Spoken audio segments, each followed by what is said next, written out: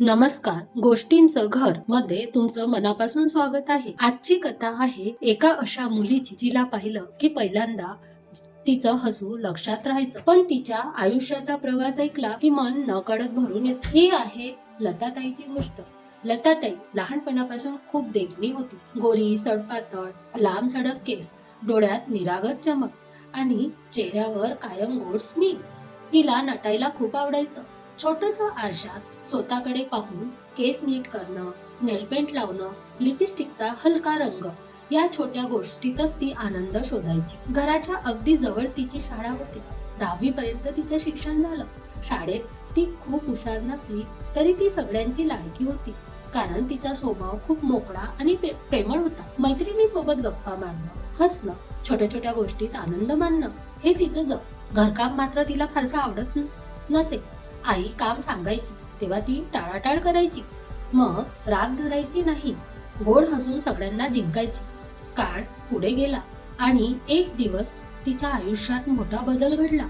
10वी झाल्यानंतर तिच्या बाबांनी तिच्या लग्नाचा विचार सुरू केला. त्या काळात मुलीचं लवकर लग्न करणं सामान्यच होतं. एक मुलगा पाहिला गेला. शहरात नोकरी, घरची शेती, साधं आणि स्थिर कुटुंब. सगळ्यांना वाटलं लताताई सुखी राहील आणि तिचं लग्न ठरलं. लग्नाचा दिवस, सगळीकडे आनंद, गडबड, गाणी, नातेवाईकांची लगबग. लताताई नव्या आयुष्याच्या स्वप्नांनी भरलेली सासरी गेली. सुरुवातीचे दिवस खूप छान होते. नवरा प्रेमळ, घर व्यवस्थित. तिला वाटलं आयुष्य आता खरंच सुंदर आहे. पण हळूहळू काळाने वेगळंच रूप दाखवलं. काही वर्ष गेली, पण बाळाचं सुख मिळालं नाही. सुरुवातीला सगळ्यांनी समजून घेतलं, नंतर कुजबूज सुरू झाली. डॉक्टरांकडे जाणं, तपासण्या, औषध, देवळात नवस, काहीच कमी ठेवलं नाही.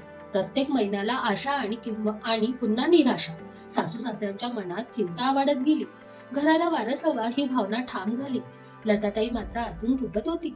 रात्री उशी भिजेपर्यंत रडणं, स्वतःलाच दोष देणं. माझ्यात काय कमी आहे हा प्रश्न तिला सतावत राहिला.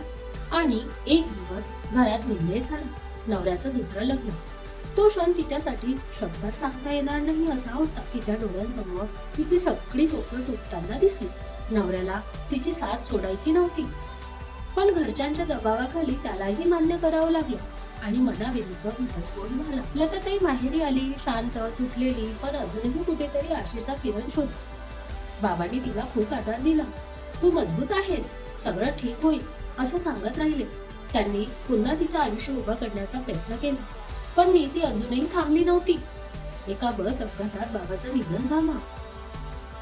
तो दिवस तिच्यासाठी अंतिम धक्का होता.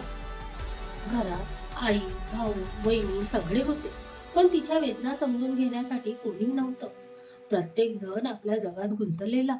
लहान चुलत बहिणीचे संसार फुलताना पाहून तिच्या मनात रिकामेपणा वाढत गेला. तिला वाटायचं, माझं आयुष्य असं का झालं? हळूहळू ती शांत झाली. बोलणं कमी झालं. स्वतःला खोलीत बंद करून घेऊ लागली. बाहेरचं जग तिला नकोसं वाटलं. जेवण कमी झालं. शरीर अशक्त झालं. मन तर आधीच थकलेलं. आईने खूप प्रयत्न केले, पण लताताई आतून खूप दूर निघून गेली होती. आणि एक दिवस तिची तब्येत खूप बिघडली. ती शांतपणे कायमची निघून गेली. एक हसतमुख मुलगी आयुष्याच्या वेदनांनी हरवून गेली. मित्रांनो, आयुष्य कधी कोणाला कोणती परीक्षा देईल सांगता येत नाही, पण आपल्या आसपासच्या लोकांना समजून घेणं, त्यांच्याशी बोलणं हा सर्वात मोठा आधार असतो. कधी कधी एक साधं तू ठीक आहेस ना हे वाक्यही एखाद्याचं आयुष्य वाचवू शकतं. अशीच मनाला भिडणारी कथा ऐकण्यासाठी गोष्टींचं घर सबस्क्राईब करा आणि तुमचे विचार कमेंटमध्ये जरूर लिहा. धन्यवाद. पुन्हा भेटू एका नव्या गोष्टीसोबत.